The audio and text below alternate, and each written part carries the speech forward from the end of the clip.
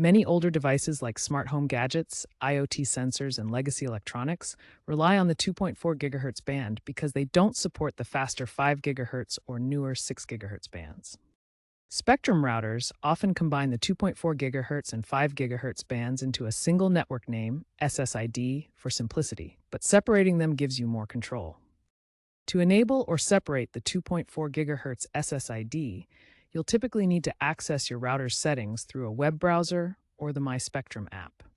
A 2024 user study showed a 30% reduction in latency for IoT devices when 2.4 GHz was separated, highlighting potential compatibility issues with combined setups.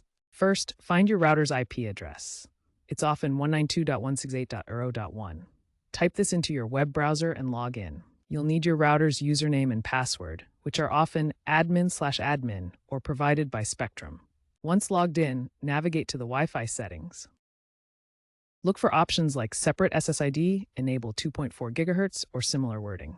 Enable the 2.4 GHz band and give it a unique name, e.g. My Wi-Fi 2.G. While you're there, consider selecting a less crowded channel, avoiding 6 or 11 for less interference.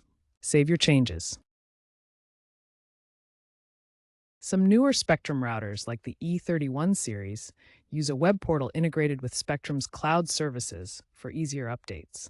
After separating, your devices will see two Wi-Fi networks, allowing you to manually connect devices to the appropriate band. Remember to check your work and test the connection.